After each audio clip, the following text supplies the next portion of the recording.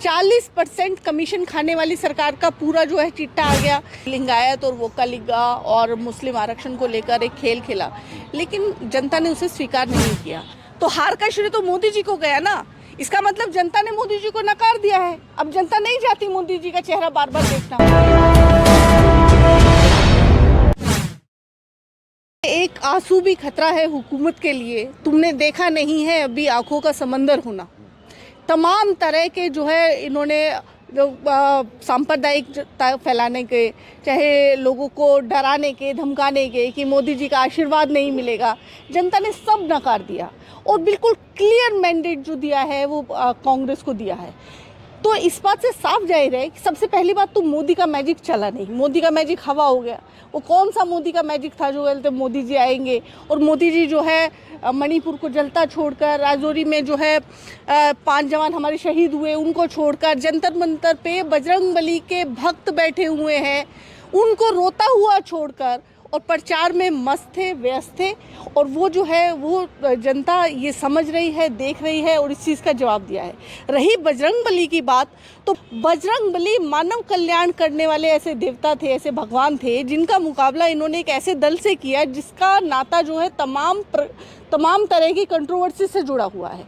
बजरंग दल का, चाहे वो लिंचिंग को हम ले लें, चाहे वो किसी प्रकार की भी चाहे किडनैपिंग को ले लें, चाहे वैलेंटाइंस डे पे जो है छात्र छात्राओं के साथ मारपीट को ले लें, चाहे गाय को लेकर जो है गोरक्षा को लेकर इस प्रकार के जो है दलितों के साथ या मुसलमानों के साथ मारपीट को ले लें, इस पर तमाम तरह की कंट्रोवर्सी से जुड़ा हुआ है। तो लोग ये बात समझते हैं कि इस प्रकार के दल का जो है तुलना जो है किसी भगवान से करना, इस बात का बदला तो है कर्नाटक की जनता ने इनसे ले लिया है। दूसरी बात इन्होंने बोला कि आप मोदी जी को वोट नहीं दोगे तो उनका आशीर्वाद आपको नहीं मिलेगा। तो कर्नाटक की जनता ने स्पष्ट किया कि उन्हें मोदी जी का भीख में दिया हुआ आशीर्वाद नहीं चाहिए। वो अगर वोट देने की कुव्वत अगर जनता रखती है, सरकार बनाने की रखती है, तो सरकार गिराने की भी रखती है। और मोदी सरकार को ये समझना होगा कि जनता को जो है अपने इशारों पर नचाना या उसको इतना छोटा समझना कि उसको जो है इस प्रकार की धमकी देना या सांप्रदायिकता फैलाना, ये ध्रुवीकरण करना वोटों का, वो अब जनता समझने लगी है और इस चीज़ का कर्नाटक की जनता ने करारा जवाब दिया है। दूसरी बात है कि इसमें एक फैक्टर जो हमारा रहा वो राहुल जी की यात्रा, जो भारत जोड़ो यात्रा उन्होंने शुरू की, उसका बहुत बड़ा फैक्टर था। लाखों लोग जो है उस जो है यात्रा के साथ जुड़े हुए थे और जब कर्नाटक से यात्रा गुजरी तो आपने देखा होगा कि अथाह जन सैलाब जो है राहुल जी के साथ चला था। इस बात से मोदी सरकार को पहले से ही ये आभास था कि इस बार जो है उन्हें मैंडेट नहीं मिलने वाला है।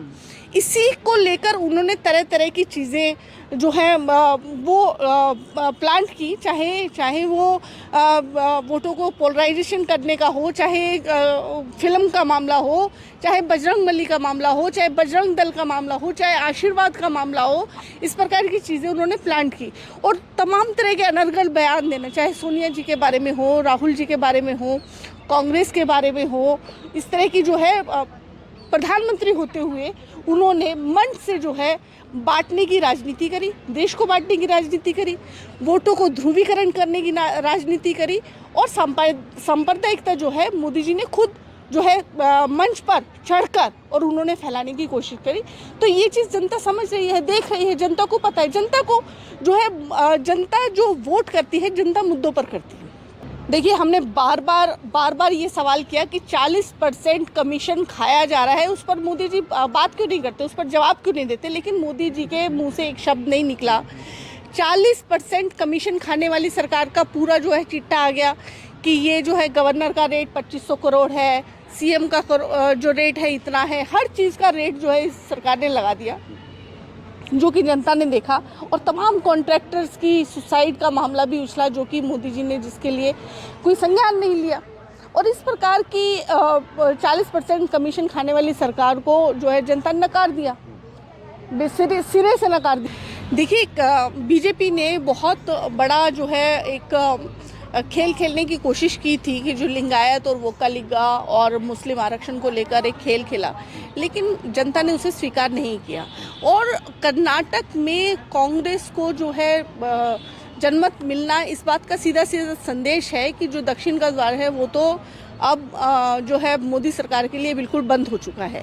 और यही चुनाव कर्नाटक का ही जो रिजल्ट है वो भी 2024 की दशा और दिशा तय करेगा। ये बिल्कुल साफ है। ये एक सकारात्मक एक पहल है जो कि 2024 का जिससे एक दशा और दिशा तय हो रही है। तमाम जो नेता है जितने भी विपक्ष के हैं वो इस चीज़ को एक बहुत सकारात्मक पहल बता रहे हैं कि अब 2024 में मोदी जी को जो है मोदी जी का जो मैजिक बोलते हैं वो चलने वाला नहीं है। दूसरा इसमें ये है कि मोदी जी जहाँ भी जिस राज्य में भी जीतते हैं मोदी जी का मैजिक चल गया, मोदी जी जीत गए, ये गए। अब जब हार गए हैं तो उसका श्रेय क्यों नहीं मोदी जी को दिया जा रहा है? क्यों तमाम मीडिया समूह जो है वो नड्डा जी का फोटो चला रहे हैं? तो अभी भी हार का श्रेय भी मुझे लगता है ये मोदी जी को जाता है। कर्नाटक में मोदी जी के सिवा कौन सा चेहरा दिखा? आप मुझे एक चेहरा बता दीजिए कि मोदी जी के सिवा जो है कोई चेहरा दिखा हो कर्नाटक में। तो हार का श्रेय तो मोदी जी को गया ना। इसका मतलब जनता ने मोदी जी को नकार दिया है। अब जनता नहीं चाहती मोदी जी का चेहरा बार बार देखना। मोदी जी ने जो मंच से इस प्रकार की बातें की, जैसे केरला स्टोरी की बात की, बिल्कुल फर्जी बात है। आप ये बताइए कि जो जिस फिल्म का डायरेक्टर खुद ही ये बात मान रहा हो कि 32,000 का तो कुछ जिक्र है नहीं, ये तो एक काल्पनिक कहानी है, और केवल 3 लड़कियों के इस प्रकार से जो है कन्वर्जन का मामला है जिसमें से 2 क्रिश्चियन हैं। तो इसमें जब खुद ही वो स्वीकार कर रहे हैं और फिल्म के ऊपर भी लिखा हुआ है कि ये पूरी तरह से कोर जो है काल्पनिक कहानी है, और उसको फिर मोदी जी भुनाने की कोशिश कर रहे हैं, तो इसका साफ साफ जो है संदेश यही जाता है कि मोदी जी के पास मुद्दे नहीं है, उन्होंने जनता के लिए काम नहीं किया, इसलिए वो इस तरह की हरकतों पर उतर आए हैं कि इस प्रकार की कंट्रोवर्शियल मूवी का सहारा लेकर वोट बैंक को भुनाने की कोशिश की। इसके अलावा कुछ नहीं। पहले हिमाचल और अब कर्नाटक, क्या कांग्रेस के अच्छे दिन आने वाले? जी, हमारे तो अच्छे दिन आने वाले ही हैं, लेकिन हम चाहते हैं कि देश के अच्छे दिन आए, मोदी सरकार जाए और देश के अच्छे दिन आए, और जो है देश में लोकतंत्र की स्थापना हो, संविधान को जो है सही तरीके से इम्प्लीमेंट किया जाए, ये देश चाहता है। देखिए, पूरी तरह से सांप्रदायिकता की हार है। आज हम जो है 2023 में खड़े हुए हैं, और आज भी अगर हम जो है 200 साल पुरानी अगर बात करें जात को लेकर या धर्म को लेकर बातें करेंगे तो कहाँ जनता सुनने वाली है। आज जो है युवाओं को जो है रोजगार चाहिए। आज जो है दुनिया कहाँ से कहाँ पहुँच गई है, और आज हम जो है भाजपा हमें फिर 200-300 साल पीछे ले जाना चाहती है। तो ये जो देश का युवा ये चीज़ समझ रहा है, और उन्हें पता है कि अगर देश का विकास हो सकता है तो कांग्रेस ही कर सकती है। आज बेंगलोर जो है, आज जो कर्नाटक है IT हब बना हुआ है, वो कांग्रेस की देन है। DK शिव कुमार और सिद्धारमैया लड़ेंगे आपस में? देखिए, जो कोई भी पार्टी होती है, अब ये भाजपा तो है नहीं कि सिर्फ 2 की चलेगी, 2 की ही बनेगी, कि नड्डा जी चल रहे होंगे साथ में तो उनको जो है साइड कर दिया जाएगा धक्का देके। ठीक है, ये भाजपा नहीं है, ये कांग्रेस है। ये यहाँ पे एक स्वस्थ लोकतंत्र काम करता है। हर नेता को अपनी बात कहने का हक है, और कोई भी व्यक्ति अगर अपनी बात स्पष्ट रूप से पार्टी में रख पा रहा है, वही तो जनता का नेतृत्व कर पाएगा। अगर वो अपनी बात पार्टी में ही नहीं रख पा रहा है तो वो जनता का नेतृत्व क्या करेगा? नड्डा जी क्या नेतृत्व करेंगे जब वो खुद ही अपनी बात कहने के लिए स्वतंत्र नहीं है?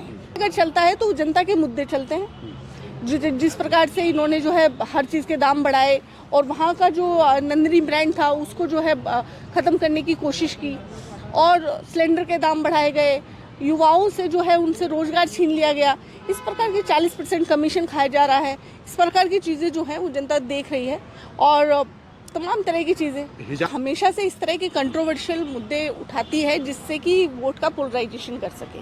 उनका एक वोट बैंक है, उसको तो स्थिर रखती है, जिसमें कि अभी कर्नाटक में भी आपको देखने को मिला है कि उनको जो है 36% जो वोट है वो उन्होंने अपना जो है स्थिर किया था यहाँ पर, जबकि कांग्रेस ने इस चीज़ को साफ संदेश दिया कि इस तरह की चीज़ें जो है अभी लोकतंत्र में नहीं चलने वाली हैं। तो वो जो है कांग्रेस का वोट परसेंट बढ़ा है, जो हमारा 43% तक चला गया।